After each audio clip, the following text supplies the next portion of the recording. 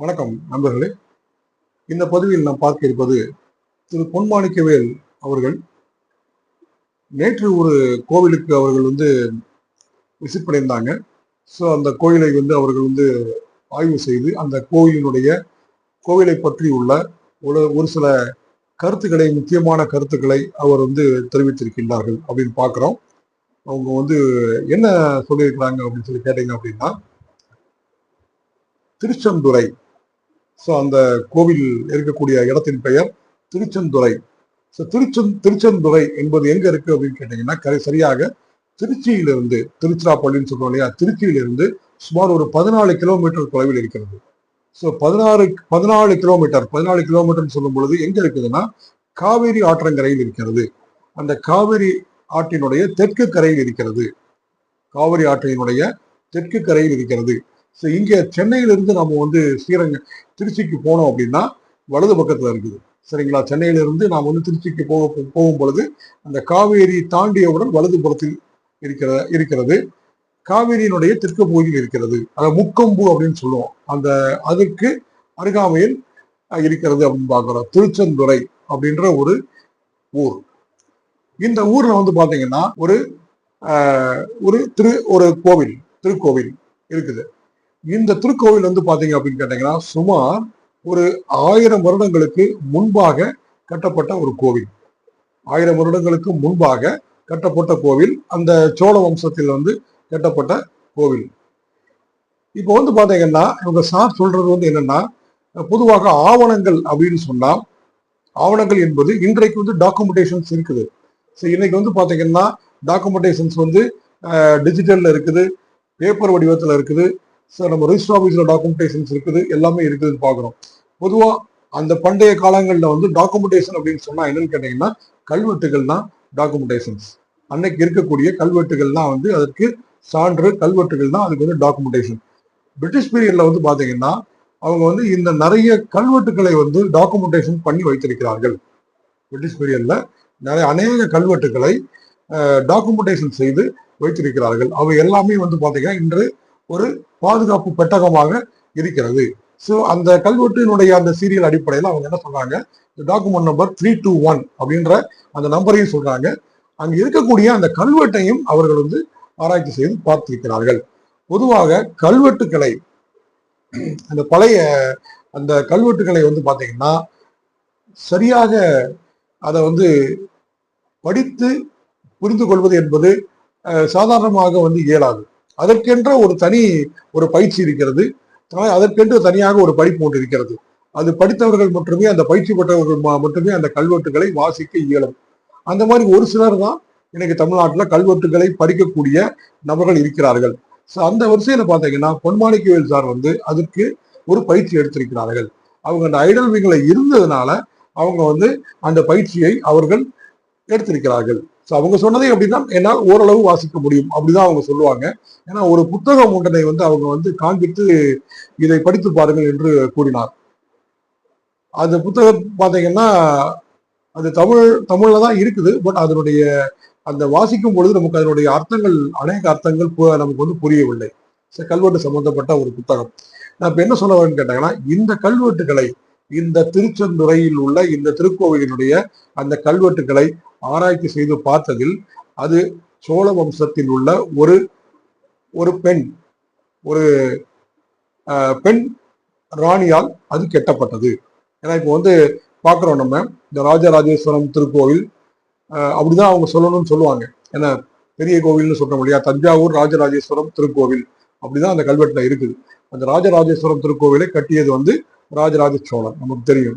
அந்த ராஜராஜ சோழன் வம்சத்தில் வந்த அவருடைய அந்த தகப்பனாருடைய மனைவிதான் இந்த கோவிலை கட்டியிருக்கிறார்கள் அப்படின்னு சொல்லி பொன்மாணிக்கவேல் சார் சொல்றாங்க. அந்த கல்வெட்டினுடைய அடிப்படையில் அந்த கல்வெட்டு மேலும் என்ன சொல்கிறது அப்படின்னு கேட்டீங்கன்னா, இந்த கோவிலினுடைய நலனுக்காக கிட்டத்தட்ட 6 மா நிலங்கள்.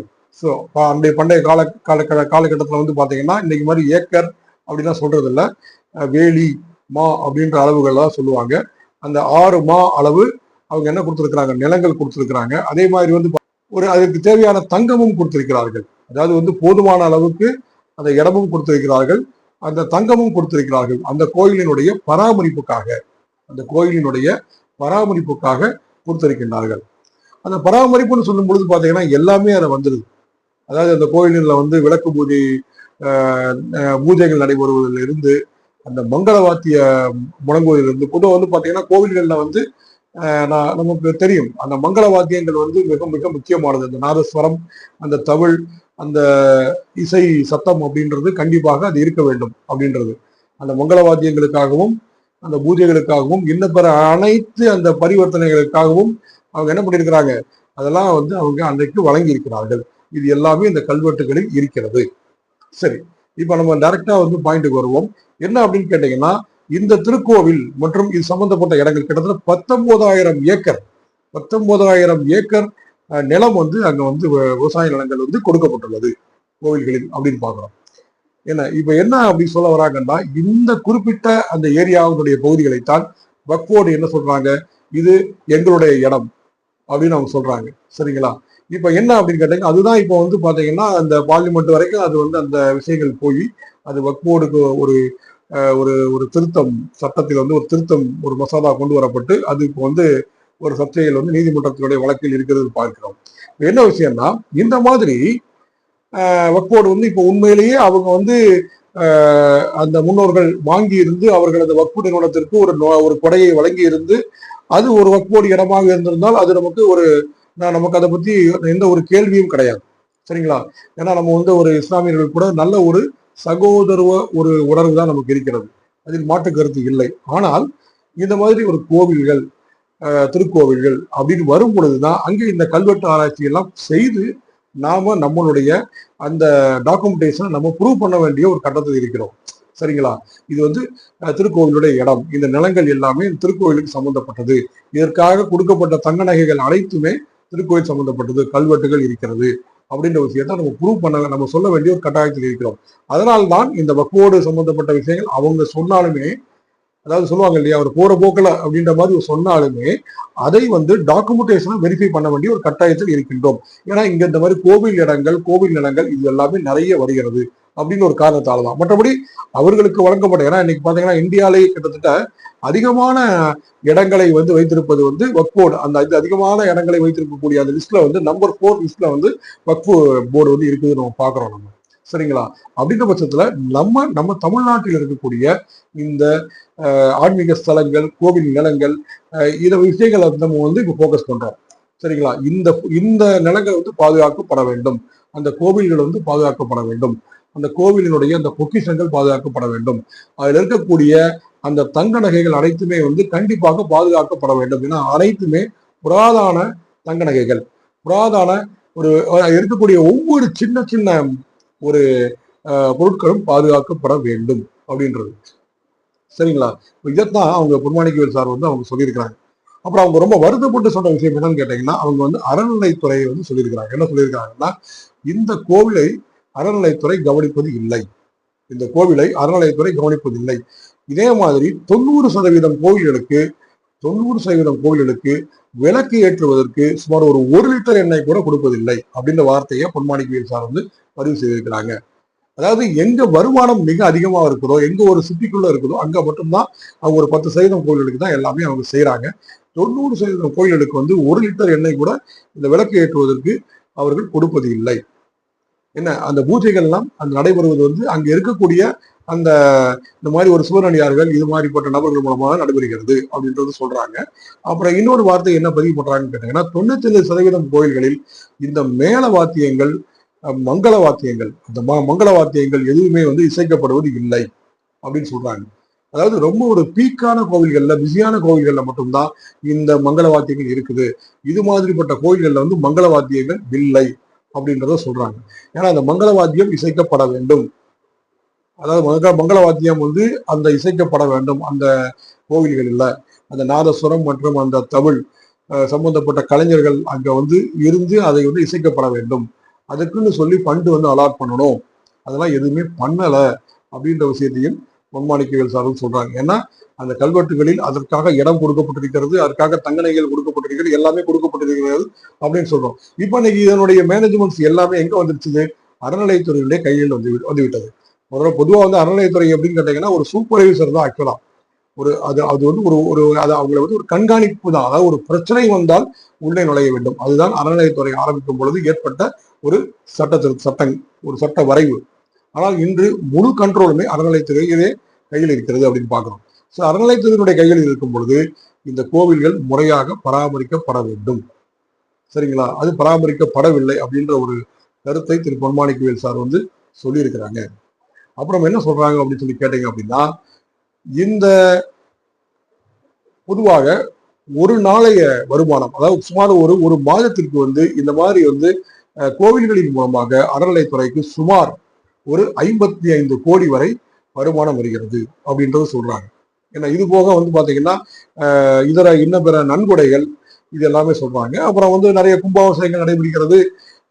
இதெல்லாம் வந்து அவங்க என்ன சொல்றாங்க, இதை பத்தி உள்ள சில நிறைய ஒரு ஒரு ஒரு சர்ச்சைகள் கருத்துக்கள்லாம் இருக்குதுன்றத அவங்க சொல்றாங்க. என்ன சொல்றாங்கன்னா, அதுல கரப்ஷன்ஸ் நிறைய இருக்குது, இந்த கமிஷன்ஸ் நிறைய இருக்குது. 100% கொடுத்தாங்க அப்படின்னா அதுல 20% வந்து கமிஷன் போயிருது, 20% வந்து கரப்ஷன்ல போயிருது, கான்ட்ராக்ட் ஒரு 20% எடுத்துட்டு போயிடுறாங்க. அது போக பாத்தீங்கன்னா ஒரு 20-30% தான் இந்த கட்டுமான பணிகளுக்கும் இதுக்குமே வருது. இதை பற்றி வந்து சொல்றாங்க. அவங்க வந்து அதை பார்த்ததுனால சொல்றாங்க. அப்ப நீதிமன்றத்தில் வந்து அதுக்கு சம்பந்தப்பட்ட வழக்குகளை தொடர வேண்டும். இது எல்லாமே இருக்கிறது. சரிங்களா? ஏன்னா எந்த ஒரு ஊழல் குற்றச்சாட்டும் எவிடன்ஸோட சொல்லணும் அப்படின்ற ஒரு நிலை இருக்குது. சரிங்களா? அப்ப அப்படின்னு சொல்லும் பொழுது பொதுவாக பார்த்த விஷயம் என்னன்னா, அறநிலையத்துறையிலிருந்து சரிவர இந்த மாதிரி ஒரு 90% மேற்பட்ட கோவில்களை பராமரிப்பது இல்லை அப்படின்ற ஒரு தகவல்களை வந்து அவருக்கு பதிவு செய்திருக்கிறாங்க. அதே மாதிரி நம்ம நிறைய விஷயம் அவர்கள் அதிகமாக அவங்களுடைய அந்த கலோக்கியல் அந்த ஒரு லாங்குவேஜில் அவங்க சொன்னது இந்த முந்திரி பக்கோடா. அதாவது ஒரு அறநிலைத்துறை அலுவலர் வந்து ஒரு ஆபீசர் வந்து ஒரு கோவில்களில் சாப்பிடும் பொழுது அவர்களுக்கு அந்த எழுதப்பட்ட அந்த கணக்கில் வந்து கிட்டத்தட்ட ஒரு 6000 முதல் 8000 வரை எழுதியிருக்கிறார்கள் அப்படின்ற கணக்கை வந்து அவங்க அது காமிச்சாங்க. அதுக்கு வந்து அவங்க லிஸ்ட்ல சொன்னது அந்த முந்திரி பக்கோடா சாப்பிட்டுருக்காங்க, அது சாப்பிட்டுருக்காங்க. என்ன சொல்ற, எதுவுமே வந்து தவறு இல்லை. ஆனா என்னன்னா எல்லாருமே வந்து பாத்தீங்கன்னா கோவிலுக்குன்னு வரும்பொழுது இது கோவிலுடைய ஃபண்டுன்னு சொல்லும் பொழுது இந்த கோவிலுக்காக அலாட் செய்யணும். அது வந்து பாத்தீங்கன்னா ஒரு 100 ரூபாயா இருந்தாலும் சரிதான், அது 1 லட்சம் ரூபாயா இருந்தாலும் சரிதான், அது கணக்கு அக்கௌண்ட் இஸ் த அக்கௌண்ட் அப்படின்னு அடிப்படையில இருக்கணும். ஏன்னா உங்களுடைய சம்பளத்திலிருந்து செய்யுங்கள். அதான் கரப்ஷன் அப்படின்றது இதுல இருந்து ஆரம்பிக்குது. இதை நீங்க ஃபேவரா அட்வான்டேஜா எடுத்துக்கும் பொழுது ஈச் அண்ட் எவ்ரி திங், நாளைக்கு உங்க காருக்கு டீசல் போடுறதுல இருந்து பெட்ரோல் போடுறதுல இருந்து அலவன்சஸ்ல இருந்து எல்லாமே இதுல இருந்து நீங்க அன்அக்கௌண்டபிளா எடுத்தால் அது வந்து எங்க போகும் அப்படின்றத அவங்க சொல்றாங்க. ஸோ அதுல வந்து ஒரு 100 ரூபாய் கூட கரப்ஷன் இருக்கக்கூடாது அப்படின்றதுதான் பொன்மாணிக்கவேல் சார்களுடைய ஒரு எண்ணம். சரிங்களா? இப்ப என்னன்னா நான் வந்து பொன்மாணிக்கவேல் சார்கிட்டையும் நான் வந்து சொல்லக்கூடிய விஷயம் அப்படின்னா, நீங்க வந்து நிறைய கோயில்களுக்கு விசிட் செய்கிறீர்கள், பார்வையிடுகிறீர்கள். அதுல இருக்கக்கூடிய குறைகளை நீங்கள் வந்து சுட்டி காமித்து நீங்க வந்து பிரஸ்ல சொல்றீங்க, வழக்குகளை நீங்கள் வந்து பதிவு செய்திருக்கிறீங்க. நிறைய கோவில்களையே காணணும்னு கூட வழக்கு பதிவு பண்ணிருக்கிறாங்க. உதாரணத்துக்கு திருமால்பூர் பக்கத்துல வந்து பாத்தீங்கன்னா ஒரு பெருமாள் கோவில், திருமால்பூருடைய பக்கத்துல ஒரு பெருமாள் கோவில், அதனுடைய அந்த ரெக்கார்ட்ஸ் அதெல்லாம் எடுத்து பார்க்கும் பொழுது அங்க ஒரு வயதானவர் இருக்கிறார். அந்த வயதானவர் அவர் பேசும்பொழுது, ஆமா இங்க ஒரு கோவில் இருந்தது, இந்த கோவிலுடைய இந்த தூண்கள், இந்த அதாவது உங்களுக்கு தெரியும் கோவில்ல வந்து அந்த அந்த அந்த தூண்கள், அந்த சிற்பங்கள், இது எல்லாமே ஒண்ணாக பெயர்த்து எடுத்து அது வெளிநாடுகளுக்கு கொண்டு சென்று விட்டார்கள். இன்று அந்த கோவில் அங்கே இல்லை. அது சம்பந்தப்பட்ட வழக்கை அவர் திருமால்பூர் அந்த காவல் நிலையத்தில் அவர் பதிவு செய்திருக்கிறார். அந்த மாதிரி பாத்தீங்கன்னா நிறைய வழக்குகளை அவர் பதிவு செய்திருக்கிறார். நிறைய இந்த மாதிரி ஒரு குற்றங்களை அவர் வந்து கண்டுபிடித்து அவர் வழக்கு அவர் வந்து எல்லாமே ஃபைல் பண்ணியிருக்கிறாங்க. இந்த மாதிரி வெளியில வந்து பிரஸ்ல சொல்லியிருக்கிறாங்க. பட் என்ன ஒரு விஷயம்னா, இதுல ஒண்ணு அவங்க வந்து இந்த இப்ப இருக்கிற மினிஸ்டர்ஸ் இவங்க எல்லாம் பார்த்து ரொம்ப ஸ்ட்ராங்கா நேரடியா அவங்க சொல்லணும். ஏன்னா இப்போ மினிஸ்டரும் பாக்குறாங்க, அவரும் அங்க ஒவ்வொரு கோயிலுக்கா போறாங்க. அன்னைக்கு ஏதோ ஒரு பிரஸ் மீட்ல வந்து சொல்லும் பொழுது அவங்க சொல்றாங்க, சார் இப்போ இதுக்கு வந்து அதுக்கு ஃபண்ட் அலாட் பண்ணலன்னா என்ன கோயில்னு சொல்லுங்க, நான் ஃபண்ட் அலாட் பண்றேன் அப்படின்னு அவங்க சொன்னாங்க. சரிங்களா? இந்த மாதிரி வந்து இவங்க வந்து 1 to 1 இல்ல வந்து இன் பர்சன் டைரக்டா பார்த்து அவங்க வந்து சொல்லணும். அது ஒரு விஷயம். இல்ல அப்படி இல்லைன்னா பொன்மாணிக்கவேல் சார் வந்து ஜனநாயக முறைப்படி அவர் வந்து அரசியலில் இறங்க வேண்டும். இந்த கோவில்களை காப்பாற்றுவதற்காகவோ இல்ல இந்த மாதிரி கலாச்சாரத்தை பாதுகாப்பதற்காகவோ பொன்மாணிக்கவேல் சார் வந்து அரசியலில் அவர்கள் இறங்க வேண்டும். இறங்கி டெமோக்ராட்டிக்கா அவங்க மூவ் பண்ணட்டும்ன்ற, இது ஒன்றும் தவறு இல்லையே. நீங்க யாரையும் பிளேம் பண்றீங்களா? நீங்க இல்ல, நீங்க வந்து உங்க டெம்பிளை வந்து நீங்க பாதுகாக்கணும், இல்ல தமிழக கலாச்சாரம் தமிழுடைய பொக்கிஷத்தை பாதுகாக்கணும் அப்படின்னு நீங்க நினைச்சீங்கன்னா நீங்க டைரக்டா வந்து இறங்குங்க. இறங்கி நீங்க அதாவது என்னன்னு கேட்டீங்கன்னா, அரசியலில் இறங்கி டெமோக்ராட்டிக்கா இறங்கி நீங்க அழுத்தத்தை கொடுங்க. அரசியலில் நீங்கள் வந்து அரசியல் கட்சி ஆரம்பித்து நீங்கள் அதன் மூலமாக உங்களுடைய அழுத்தத்தை நீங்கள் கொடுக்கலாம். பொன்மாணிக்கவேல் சார் வந்து ஒண்ணு அவங்க என்ன பண்ணலாம்னா, அவங்க அதாவது உடனே அவங்க ரூலிங் பார்ட்டி அப்படின்னா நான் சொல்ல வரல. அவங்க ஒரு பார்ட்டின்னு ஒன்று ஆரம்பிச்சு டெமோக்ராட்டிக்கா மூவ் பண்ணும் பொழுது அவங்களுக்குன்னு ஒரு ஓட் பேங்க் கிரியேட் ஆகும் இல்லையா? அது 1%, 2%, 3%, 30%, வாட் எவர் மேபி. அந்த ஓட் பேங்க் பேசும். அந்த ஓட் பேங்க் வந்து அந்த ஓட் பேங்குக்காக அனைவரும் திரும்பி பார்ப்பார்கள். ஏன்னா பொன்மாணிக்கவேல் அவர்களுடைய பொன்மாணிக்கவேல் சாருடைய குரல் வந்து அரசாங்கத்திற்கு கேட்கவில்லையோ என்று தோன்றுகிறது. சரிங்களா? பொன்மாணிக்கவேல் சார் வந்து எவ்வளவோ பேசுறாங்க, எவ்வளவோ பிரஸ் மீட் கொடுக்குறாங்க. நமக்கு முதல் தடவை பார்த்தா கண்டிப்பாக நான் சொல்றேன், அது நமக்கு புரியறது இல்லை. அந்த வீடியோஸ் வந்து நம்ம பிரஸ் மீட் நம்ம முதல் தடவை கேட்டோம்னா சத்தியமாக நமக்கு அது சில பாடங்கள்லாம் நமக்கு முதல் தடவை படிக்கும்போது நமக்கு புரியாது. நமக்கு என்ன சொல்லி கொடுத்துருப்பாங்கன்னா, நம்முடைய லெக்சரர்ஸ் வந்து நம்முடைய டீச்சர்ஸ் என்ன சொல்லி கொடுத்துருப்பாங்கன்னா, ஒரு ஒரு ஒரு பிரேஸை நீங்க பாக்குறீங்க, ஒரு பேராகிராஃப் பாக்குறீங்கன்னா 3 times வாசிங்க அப்படின்பாங்க. 3 times கம்பல்சரி வாசிங்கன்பாங்க. 3 தடவை வாசிச்சா தான் உங்களுக்கு அதுல என்ன இருக்குன்னு உங்களுக்கு புரியும். ஏன்னா ஒரு படிக்கிறதுனுடைய அந்த ஒரு பேசிக் கோத்ரூ பண்றதுடைய பேசிக்கே அதுதான். ஒரு 3 தடவை நம்ம பார்க்கணும். 3 தடவை பார்க்கும்போது செகண்ட் டைம் வரும்போது புரியுற மாதிரி இருக்கும். இருந்தாலும் 3rd தடவை வாசிக்கணும். 3வது தடவை வாசிக்கும் பொழுதுதான் அதுல அந்த என்ன சரத்து இருக்குன்னு நமக்கு புரியும்.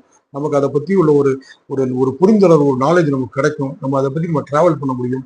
அதே மாதிரிதான் பொன்மாணிக்கவேல் சார் வந்து பேசுறது வந்து முதல்ல நமக்கு நிறைய புரியல. ஏன்னா நிறைய விஷயத்த அவங்க வந்து உள்ள வந்து அவங்க வந்து அதுல என்ன சொல்றதுன்னு கேட்டீங்கன்னா ஒரு பேக் பண்ணி வச்சிருக்கிறாங்க. நிறைய பாத்தீங்கன்னா ஒரு ஒரு அந்த இயர்ஸ்ல இருந்து இயர் நான் 1000 வருடங்களுக்கு மேல் சொன்னேன். ஆனா அவங்ககிட்ட பேசும்போது அப்படி கிடையாது, அது 1100 வருஷம் அப்படின்னு கரெக்டா சொல்லுவாங்க. அதே மாதிரி இப்ப நான் வந்து அந்த ஒரு பெண் ராணின்னு சொன்னேன் இல்லையா, அவங்க அது கரெக்டா சொல்லணும் அப்படிம்பாங்க. அதை எல்லாத்தையுமே அவங்க வந்து அந்த கரெக்டா அந்த ஃபிங்கர் டிப்ல அவங்க வச்சிருப்பாங்க. அதை நம்ம திரும்ப திரும்ப நம்ம அவங்களுடைய ஒரு 2-3 தடவை அதை பார்த்தாதான் அவங்க என்ன பேசுறாங்கன்னு தெரியும். இப்போ அவங்க சார்கிட்ட நான் சொல்ல வேண்டிய விஷயம் என்னன்னா, நீங்க ஒண்ணு அரசியல் கட்சி ஆரம்பித்து நீங்கள் உங்கள் ஜனநாயக ரீதியில் உங்களுடைய அழுத்தத்தை நீங்கள் கொடுக்கலாம். ஏன்னா நீங்க கோவில்களை பாதுகாக்கணும்னு நினைக்கிறீங்க. ஏன்னா இந்த மாதிரி அதாவது அவங்க எல்லாரும் சொல்லுவாங்க, ஒரு அடி நிலம் கோயில் நிலமா இருந்தாலும் அதை வந்து பாதுகாக்கணும். ஒரு அடி கோயில் நிலமா இருந்தாலும் அதை வந்து பாதுகாக்கணும், அதை மீட்கணும், அதை கோவிலினுடைய கருவூலத்தோடு சேர்க்கணும். அந்த நிலத்தில் வரக்கூடிய அந்த என்ன சொல்றது, ஒரு விவசாய பூமியா இருந்தாலும் சரிதான், இல்ல இன்ன பிற வாடகை வந்தாலும் சரிதான், அது கோயில்களுக்கு சேரணும். கோயில்களுக்கு சொல்லும் பொழுது கோயிலுக்கு வரக்கூடிய பக்தர்களுக்கு பயன்படணும், நல்ல காரியங்களுக்கு அது பயன்படணும். கோயில்களிலிருந்து அரசாங்கத்துக்கு வந்து பணம் வந்து முறையற்ற முறையில் செல்லக்கூடாது, அதை மிஸ்யூஸ் பண்ணக்கூடாது அப்படின்றதுல அவங்க ரொம்ப ஆணித்தரமாக ரொம்ப ஒரு ஸ்ட்ராங்கா சொல்லுவாங்க. அப்ப நீங்க என்ன பண்ணணும், அரசியல் கட்சி ஆரம்பிச்சு ஒன்னு அறநிலையத்துறையை வந்து உங்களுடைய நீங்க கட்டுப்பாட்டுக்குள்ள வர்ற மாதிரி நீங்க உங்களுடைய கூட்டணிகள் நீங்க அமைத்துக் கொள்ள வேண்டும். அந்த மாதிரி செய்யணும் அவங்க பொன்மாணிக்கவேல் சார் வந்து. அதுதான் நான் சொல்றேன். ஏன்னா வந்து அவங்க வந்து ஒரு விஷயமாவது, ஏன்னா அரசாங்கம் திருப்பி பார்க்கலையே, திருப்பி பார்த்துருந்ததுன்னா ஒரு இவங்க வந்து இந்த மாதிரி பேசலாம், இந்த மாதிரி வந்து செய்யலாம். ஆனால் இவர் பேசுறதுல, சார் பேசுறதுல ஒரு விஷயம் கூட அரசாங்கம் வந்து திருப்பி பார்த்து அதுக்கு செவி மடுத்து அதுக்கு செயலாற்ற ஒரு செயல் வடிவம் கொடுத்ததாக தெரியவில்லை. சரிங்களா? ஏன்னா வந்து அவங்க சொல்ற மாதிரி முறைகேடுகள் நடக்குது அப்படின்னு சொன்னா அது நிச்சயமாக அது கண்டிக்கத்தக்கது. நிச்சயமாக அது கண்டிக்கத்தக்கது. ஏன்னா அது மக்கள் வந்து அது பார்த்துக்கிட்டு தான் இருக்கிறாங்க. சரிங்களா? அது என்ன இருந்தாலும் கும்பாபிஷேகம் பண்றீங்க, கும்பாபிஷேகத்துல உங்க சார் சொல்ற மாதிரி இவ்வளவு முறைகேடுகள் நடந்திருக்குது அப்படின்னு சொல்லி சொன்னால் அது வந்து நாளைக்கு அது வழக்குகள் தொடுக்கப்பட்டு விசாரணை அது வந்து சரியாக அது நிரூபிக்கப்பட்டால் நிச்சயம் அதுக்கு உண்டான ஒரு தவறுகள் யார் அதை தவறு செய்திருந்தாலும் அவர்கள் வந்து குற்றவாளிகள் தான். அதுல இருந்து யாருமே தப்ப முடியாது. சரிங்களா? அதனால் நான் பொன்மாணிக்கவேல் சார்கிட்டே நான் கேட்டு, நீங்க வந்து ஏதாவது ஒரு ஒரு அரசியல் கட்சி ஒண்ணு நீங்கள் வந்து நல்ல அரசியல் கட்சியில் இணைய வேண்டும், அல்லது அரசியல் கட்சி ஆரம்பித்து உங்களுடைய பணிகளை நீங்கள் அதை செய்யணும் அப்படின்னு சொல்லிட்டு நான் வந்து கேட்டுக்கிறேன். Thank you friends.